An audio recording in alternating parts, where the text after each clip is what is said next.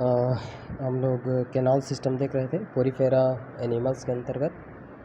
तो उसमें हम लोग रेगॉन टाइप्स ऑफ कैनाल सिस्टम देखेंगे। ये वाला जो हमारा थर्ड है, रेगॉन टाइप्स ऑफ कैनाल सिस्टम, ये कैनाल सिस्टम हम इसमें देखेंगे।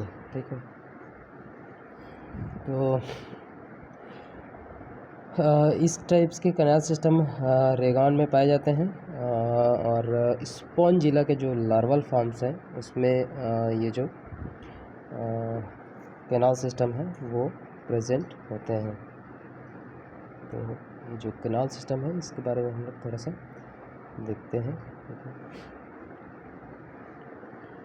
तो डिमोस्पॉन्जिया के जो जंतु हैं, ठीक है, ल्यूकॉन नाल तंत्र लार्वावस्था में इसमें बना हुआ माना जाता है। यह जो लार्वावस्था है, ठीक है, रेगॉन कहलाती है। इसका जो नाल तंत्र है, ठीक है, कैनाल सिस्टम है, रेगॉन नाल तंत्र कहलाता है। इसकी जो संरचना है चपटे पिरामिड के समान होती है। ये वाला जो दिख रहा है स्ट्रक्चर्स चपटे पिरामिड के समान जो कैनाल सिस्टम है, इस टाइप्स के दिखाई देते हैं इसमें। ठीक है, जिसका चौड़ा जो आधार है हाइपोफेयर कहलाता है। ठीक है, ये जो आधार वाले पार्ट्स हैं, नीचे वाले पार्ट्स क्या है, हाइपोफेयर कहलाता है। नीचे वाला जो पार्ट्स है वो, इनकी दोनों पार्श्व दीवारें स्पॉन्जोफेयर कहलाती हैं। ये जो पार्श्व जो दीवार दिखाई दे रही है वो क्या है, स्पॉन्जोफोर कहलाती है। इसमें छोटे तथा गोल कसाविका की एक एक पंक्ति लगी होती है इसमें। ठीक है, इसकी जो स्पंज गुहा है बहुत ही चौड़ी होती है। अंदर वाली जो स्पंज गुहा है वो चौड़ी होती है। इनके दीवारों में पाए जाने वाले जो रंध्र कसाब आगे कक्षों में खुलते हैं और प्रोसोपाइल कहलाते हैं। ठीक है, ये जो स्ट्रक्चर्स हैं प्रोसोपाइल, ये वाली जो छोटी छोटी जगह है प्रोसोपाइल कहलाती हैं। ठीक है, जिन क्षेत्रों द्वारा ये कसाब कक्ष स्पॉन्जोसिल में खुलता है उसको एपोपाइल कहते हैं। यहाँ पर ये है, फिर उसके बाद ये तो कक्ष बने हुए हैं। ठीक है, चेम्बर है यहाँ पर, और वो चेम्बर जहाँ से खुलता है उसको बोला जाता है एपोपाइल बोलते हैं। ये जो स्पंज गुहा है आगे ऑस्कुलम के थ्रू, ये वाले जो आउटर पार्ट्स में है उसके थ्रू क्या होती है, बाहर की ओर खुल जाती है। तो इस टाइप्स के इसमें कैनाल सिस्टम प्रेजेंट होते हैं। ठीक है, नेक्स्ट इसमें देखेंगे हम लोग इस कैनाल सिस्टम के अंतर्गत, ठीक है, कि जो वाटर है वो किससे मूव करता है। ठीक है, किस डायरेक्शन में मूव करता है वो देखते हैं इसके अंतर्गत। तो सबसे पहले क्या है, डर्मल ऑस्टिया है। डर्मल ऑस्टिया से प्रोसोपाइल से फिर फ्लैजेलेटेड चेम्बर है, फिर उसके बाद एपोपाइल से, फिर स्पॉन्जियोसिल है, फिर ऑस्कुलम है। ठीक है, अगर हम इसमें देखते जाएं तो सबसे पहले क्या है, जो डर्मल ऑस्टिया है, जहाँ पर ये वाला छोटी छिद्र है यहाँ पर, वहाँ पर से होती हुई क्या है प्रोसोपाइल्स में जाएंगी। ये वाले जो दो छिद्र है, ठीक, प्रोसोपाइल से ये क्या होते हैं, जो फ्लैजिलेटेड जो चेम्बर है, यहाँ पर जो फ्लैजिलेटेड चेम्बर है उसमें जाएंगी। उसके बाद क्या है, एपोपाइल्स में जाएंगे। एपोपाइल्स के द्वारा क्या होती है, ये डायरेक्ट सीधा यहाँ पर मूव कर दिया जाता है स्पॉन्जोसिल में। स्पॉन्जोसिल से सीधा ऑस्कुलम से होते ही जो वाटर है वो बाहर की ओर निकल जाते हैं। तो ये रेगॉन टाइप के कैनाल सिस्टम है। इसके अंतर्गत हम लोग 4 कैनाल सिस्टम देख लिए। इसमें कौन कौन से कैनाल सिस्टम हम लोगों ने देखा है। ठीक है, तो इसमें हम लोग देखे हैं एस्कॉन टाइप के कैनाल सिस्टम, ठीक है, साइकॉन टाइप के कैनाल सिस्टम देखे हैं, ल्यूकॉन टाइप के कैनाल सिस्टम हम लोग देख लिए पिछले वीडियो लेक्चर में। इसमें हम लोग देखे हैं रेगॉन टाइप्स ऑफ कैनाल सिस्टम। अब इसके हम लोग न्यूट्रिशन मेथड देखेंगे। साइकॉन में न्यूट्रिशन का जो मेथड है, कैसे न्यूट्रिशन होते हैं इसमें, किस टाइप्स के न्यूट्रिशन होता है वो इसमें हम लोग देखेंगे।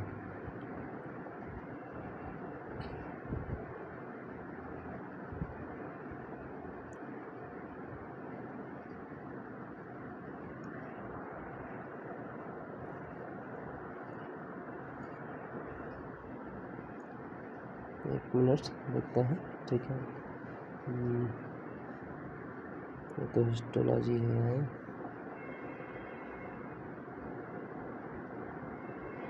चलो एक डायग्राम देखते हैं, उस डायग्राम की मदद से हम लोग समझेंगे कि इसमें किस टाइप्स के होते हैं, ठीक है। इसमें ठीक देखते हैं nutrition method in Sycon. Sycon का न्यूट्रिशन मेथड में क्या है, साइकान में जो पोषण होते हैं होलो जो एक प्रकार का होता है, ठीक है। और इसकी जो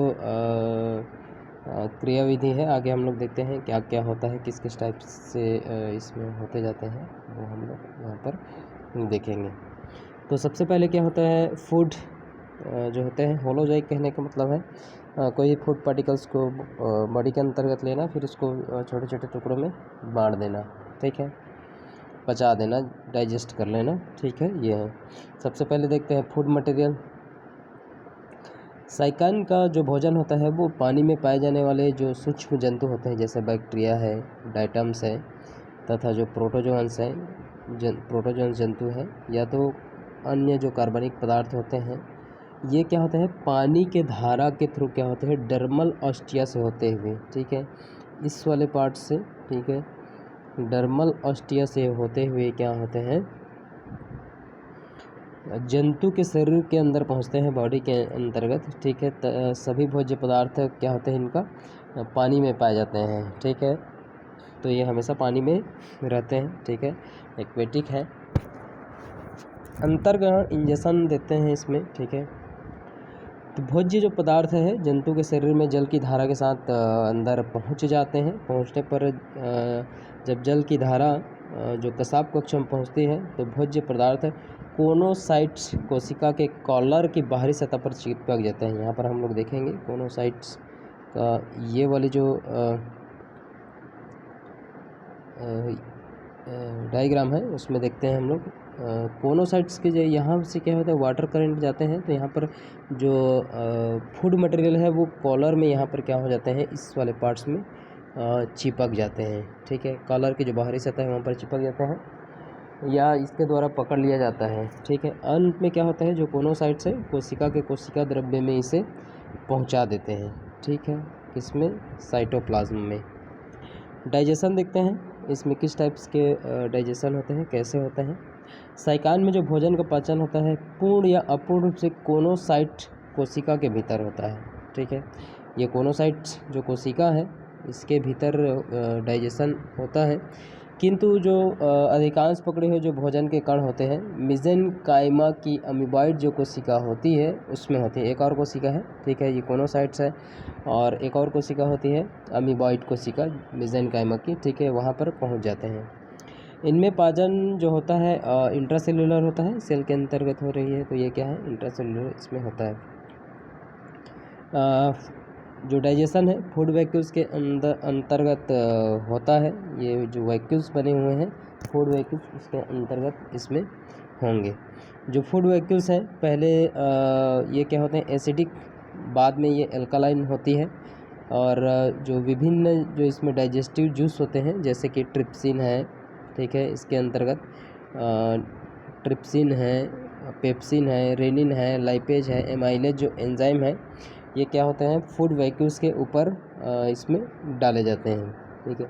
और यह जो पाचक रस है, ठीक है, डाइजेस्टिव जूस है, फूड वैक्यूल्स में पाए जाते हैं। और पचा हुआ जो भोजन है अमीबाइड कोशिका में फिर आगे चला जाता है, जो बाद में अमीबाइड कोशिका द्वारा शरीर में पूरी इसको डिस्ट्रीब्यूट कर दिया जाता है।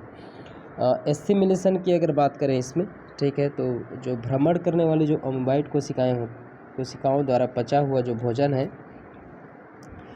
जंतु के विभिन्न कोशिकाओं को बांट दिया जाता है। किसके द्वारा अमीबाइड सेल्स के द्वारा क्या होता है ये बांट दिया जाता है। और पचा हुआ जो भोजन है अमीबाइड कोशिका में ग्लाइकोजन के रूप में, ठीक है, ग्लाइकोजन है और फैट्स है, ठीक है, और ग्लाइकोप्रोटीन है। ग्लाइकोप्रोटीन इस रूप में क्या होते हैं संचित हो जाते हैं। आगे जो अमीबाइड कोशिकाएं हैं ठीक है। यहाँ से जो फूड वहीकल्स यहाँ पर जो पाचन होंगे उसको अमीबाइड सेल्स में पहुँचा दिया जाता है। अमीबाइड सेल्स क्या करते हैं, पूरे बॉडी में पहुँचाते हैं, जहाँ पर ये क्या होता है, ग्लाइकोजन, ग्लाइकोप्रोटीन और फैट्स में क्या होते हैं, ये स्टोर कर लिए जाते हैं बॉडी में। ठीक है। इजेशन की बात करें तो जो पचा हुआ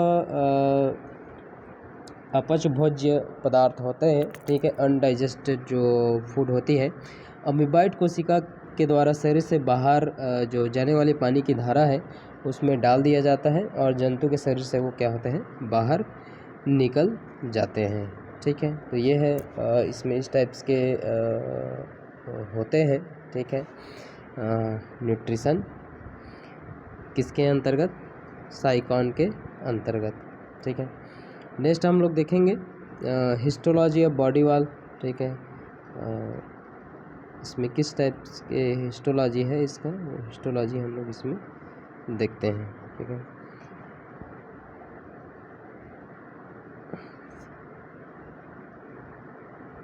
ये वाले हिस्टोलॉजी ऑफ स्पंजेस, स्पंजेस में किस टाइप्स के संरचना होती है इसकी वो देखते हैं। इसमें क्या होते हैं, जो सभी स्पंज है डिप्लोब्लास्टिक होते हैं। ठीक है। इसमें एक्टोडर्म और एंडोडर्म होते हैं। ठीक है। एक्टोडर्म को पिनेकोडर्म बोल दिया जाता है या एंडोडर्म को कोनोडर्म भी बोला जाता है। ठीक है। इसमें इंटरमीडिएट एक लेयर होती है जिसे मेसेनकाइम कहते हैं। सेल क्या होती है इसमें, सिंपल और मॉडिफाइड होती है और अलग अलग फंक्शन करती है। डिप्लोब्लास्टिक होते हैं, एक्टोडर्म एंडोडर्म होते हैं। एक्टोडर्म को पिनेकोडर्म, एंडोडर्म को कोनोडर्म यहाँ पर बोला जाता है। दोनों के बीच में क्या होते हैं, मेसेनकाइम प्रेजेंट होते हैं। तो देखते हैं थोड़ा सा और ये सेलुलर ग्रेड ऑर्गेनाइजेशन होती है। साइकान की जो देह भित्ति है, दो प्रकार की कोशिकीय स्तर का, पिनेकोडर्म और जो आंतरिक होता है कोनोडर्म, तथा इन दोनों के मध्य में एक अकोशिकीय परत भी होता है जिसे क्या बोलते हैं हम लोग, मेसेनकाइम या मेसोग्लिया पाई जाती है।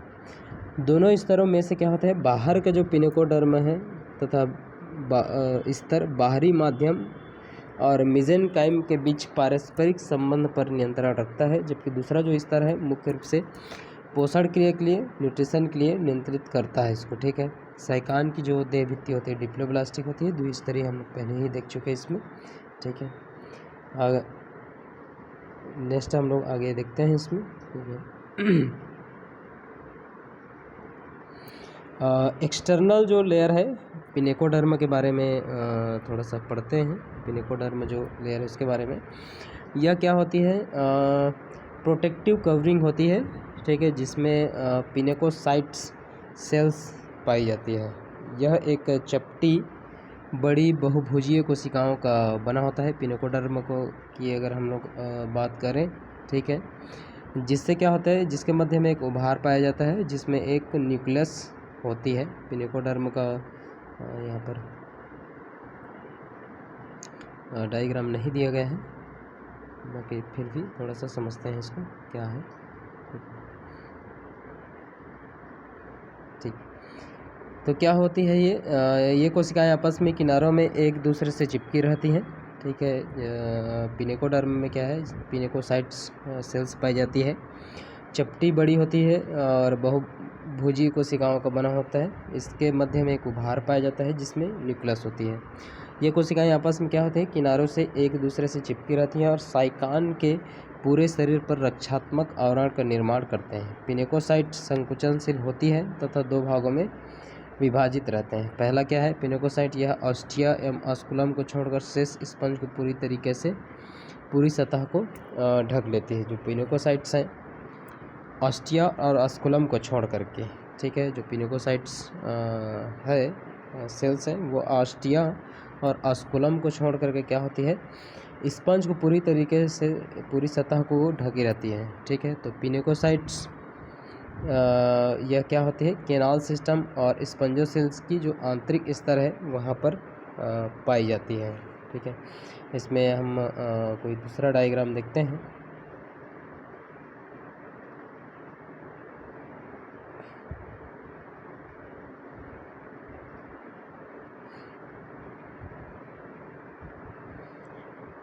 इस वाले स्ट्रक्चर्स में थोड़ा सा देखते हैं क्या है। ठीक है, केनाल सिस्टम और स्पंजियोसेल की आंतरिक स्तर में पिनेकोसाइट्स पाई जाती है। ठीक है, ये जो रेडियल केनाल है, इनकरेंट केनाल है और ये जो स्पंजियोसेल है, इनके बीच में यहाँ पर जो होंगे सेल्स वो होंगे पिनेकोसाइट्स सेल होते हैं। इनकरेंट केनाल के जो स्तर होते हैं पिनेकोसाइट्स कोशिकाएं नली आकार छिद्र कोशिकाओं या पोरोसाइट्स में बदल जाती है और इनकरेंट केनाल को रेडियल केनाल से जोड़ती है। यहाँ पर इनकरेंट केनाल है, यहाँ पर रेडियल केनाल है, तो यहाँ पर पिनेकोसाइट्स सेल्स पाई जाएंगी और ये आकार में छिद्र कोशिकाओं द्वारा पोरोसाइट्स में आगे यहाँ पर बदल जाती है। ठीक है, अगर इसका हिस्टोलॉजी स्ट्रक्चर्स यहाँ पर नहीं दिए गए हैं। ठीक है,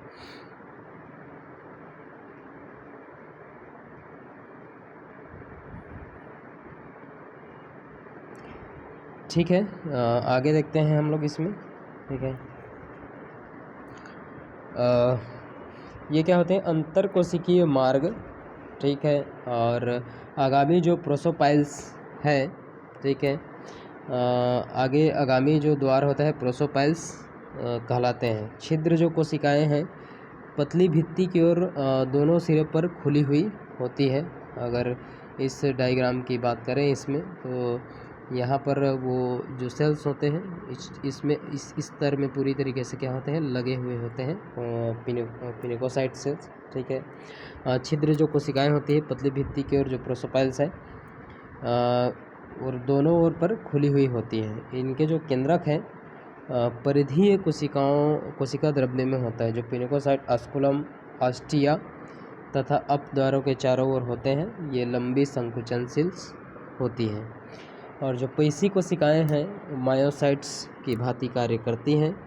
ये कोशिकाएं इन छिद्रों के चारों ओर अवरोधनियों का निर्माण करती हैं, जो इन छिद्रों के बंद होने और खुलने की क्रिया पर निर्भर करती है।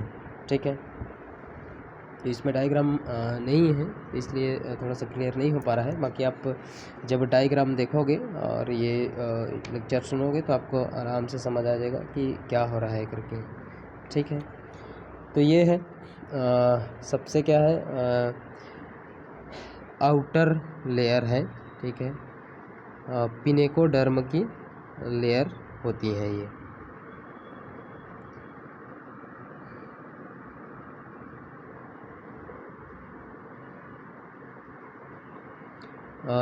नेक्स्ट वीडियो में हम लोग देखेंगे इसमें मिडिल मेसेनकाइम लेयर को हम लोग नेक्स्ट वीडियो में देखेंगे।